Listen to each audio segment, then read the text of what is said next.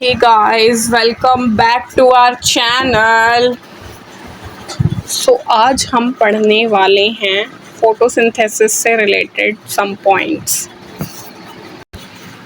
देखिए, हमने पूरा फोटोसिंथेसिस प्रोसेस पढ़ लिया है, ठीक है। अब इस शब्द का थोड़ा सा मतलब भी जान लेते हैं। यहाँ पे है हमारा फोटो। फोटो मीन्स होता है लाइट, और सिंथेसिस मीन्स होता है टू कंबाइन, या सिंपल शब्दों में हम सिंथेसिस मीन्स बोल सकते हैं कि कुछ सिंथेसाइज करना, कुछ new banana with the help of light, ठीक है।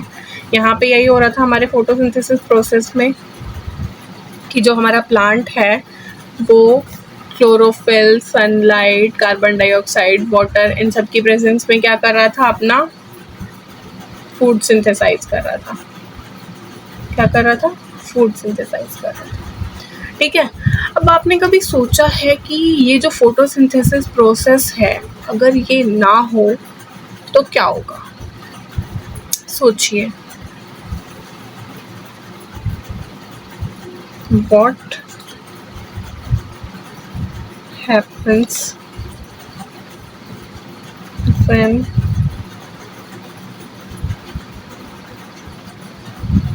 There is no there is no photosynthesis। अगर फोटोसिंथेसिस नहीं होगा तो क्या होगा? ऑटोट्रॉफ्स यानी प्लांट्स जो हैं will not be able to prepare food. जो ऑटोट्रॉफ्स हैं वो अपना फूड नहीं बना पाएंगे। ऑटोट्रॉफ्स अपना फूड नहीं बना पाएंगे तो धीरे धीरे करके उन्हें जब न्यूट्रिशन नहीं मिलेगा, जो हमारे प्लांट्स हैं वो ख़त्म हो जाएंगे। सिमिलर तरीके से जो हमें पता है, हेटेरोट्रॉफ्स जो होते हैं हमारे, हेटेरोट्रॉफ्स वो किन पे डिपेंडेंट है? डायरेक्टली और इनडायरेक्टली किस पे डिपेंड करते हैं? हमारे ऑटोट्रॉफ्स पे। किन पे डिपेंड करते हैं? ऑटोट्रॉफ्स पे। जब ऑटोट्रॉफ्स ही अपना फूड नहीं बना पा रहे हैं तो हेटेरोट्रॉफ्स तक क्या पहुंचेगा? कुछ नहीं। यानी हेटेरोट्रॉफ्स को जो है उनको भी ऑटोट्रॉफ्स के थ्रू डायरेक्टली और इनडायरेक्टली जो है न्यूट्रिशन नहीं मिल पाएगा। क्या होगा? यहाँ पे न्यूट्रिशन नहीं मिल पाएगा, चाहे वो ऑटोट्रॉफ्स हो या हेटेरोट्रॉफ्स, दोनों में से किसी को भी न्यूट्रिशन नहीं मिलेगा। तो हम सिंपल शब्दों में ये कह सकते हैं कि अगर फोटोसिंथेसिस प्रोसेस नहीं होगा तो लाइफ नहीं होगी। क्यों? क्योंकि हेटेरोट्रॉफ्स जो हैं एनिमल्स सारे किस पे डिपेंडेंट हैं? प्लांट्स पे डिपेंडेंट हैं। चाहे हम डायरेक्टली कहें या इनडायरेक्टली, दोनों तरीके से जो हैं हमारे हेटेरोट्रॉफ्स ऑटोट्रॉफ्स पे डिपेंडेंट हैं। और ऑटोट्रॉफ ही अपना खाना खुद नहीं बना पा रहे। जैसे हम बोलते हैं ना, हम अपनी खुद ही हेल्प नहीं कर पा रहे हैं तो कोई और हमारी हेल्प थोड़ी करेगा।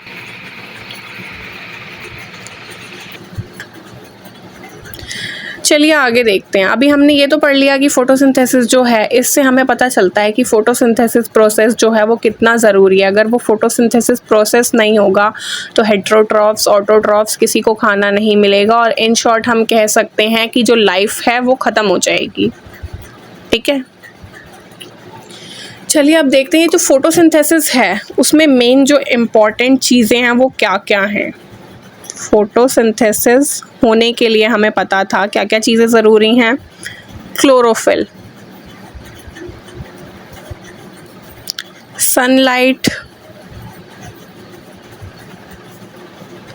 Carbon dioxide, water. अब हम बात करते हैं सनलाइट की। देखिए, अगर सन नहीं होगा हमारा, सन जो है अगर वो नहीं होगा, उसकी सनलाइट जो है प्लांट तक नहीं पहुंच पाएगी, तो क्या होगा?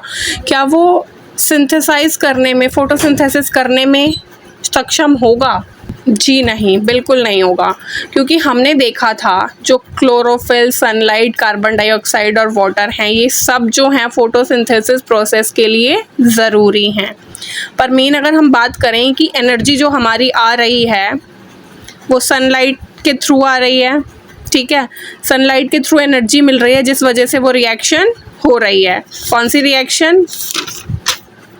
हमारी फोटोसिंथेसिस की रिएक्शन, जो कार्बन डाइऑक्साइड और वाटर की रिएक्शन हो रही है सनलाइट की प्रेजेंस में हो रही है, जो हमारा कार्बोहाइड्रेट और ऑक्सीजन बन रहा है, ठीक है। तो हम यहाँ पे कह सकते हैं जो हमारी मेन एनर्जी है वो कहाँ से आ रही है? सन से आ रही है। तो यहाँ पे जो हमारे सन की प्रेजेंस है वो हमारा इस प्रोसेस को कैरी आउट करने में काफ़ी ज़्यादा हेल्पफुल है। अब देखिए, सन नहीं होगा तो फोटोसिंथेसिस नहीं होगा, फोटोसिंथेसिस नहीं होगा तो ऑटोट्रॉफ्स और हेटेरोट्रॉफ्स नहीं होंगे। तो हम इसी तरीके से हम ये कह सकते हैं कि जो हमारा सन है वो अल्टीमेट सोर्स है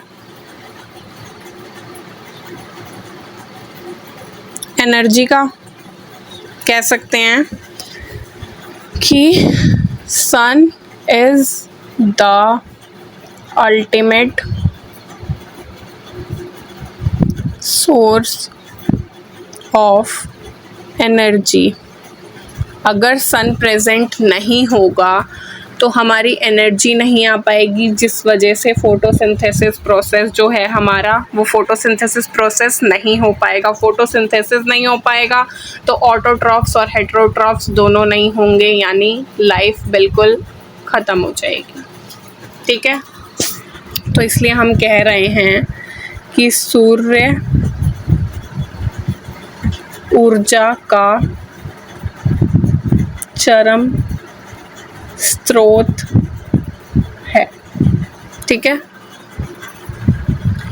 अभी जो हमने फोटोसिंथेसिस की रिएक्शन देखी थी, कौन सी? Carbon dioxide plus water in presence of sunlight और क्लोरोफिल। तो हमारा यहाँ पे क्या बन रहा था? कार्बोहाइड्रेट और ऑक्सीजन। क्या बन रहा है? कार्बोहाइड्रेट और ऑक्सीजन। अब हमने बाकी सब चीज़ों की बात तो कर ली, अब हमने यहाँ पे देखा है कि ऑक्सीजन रिलीज़ हो रही है। ये ऑक्सीजन कहाँ जाएगी? एटमॉस्फेयर में। हमने ये तो सुना है कि जो हमारे प्लांट्स हैं वो हमें ऑक्सीजन देते हैं सांस लेने के लिए, तो वो ऑक्सीजन कैसे देते हैं? इसी प्रोसेस के थ्रू। यहाँ पे वो कार्बन डाइऑक्साइड अपने अंदर ले लेते हैं और उसको यूटिलाइज़ कर लेते हैं अपने प्रोसेस में, और हमारे लिए ऑक्सीजन बाहर छोड़ देते हैं। तो इसीलिए हम बोलते हैं कि जो हमारे प्लांट्स हैं हमें उन्हें लगाना चाहिए, उनकी देखभाल करनी चाहिए।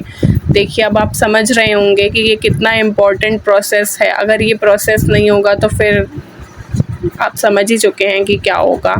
तो इसलिए हमें ज़्यादा से ज़्यादा प्लांट्स लगाने चाहिए और उनकी टेक केयर करनी चाहिए, क्योंकि यहाँ पे ये हमें ऑक्सीजन प्रोवाइड कर रहे हैं, जो हमारी ब्रीदिंग के लिए, हमारे सांस लेने के लिए बहुत ज़्यादा इम्पोर्टेंट है, ठीक है। Thank you for watching our video, guys.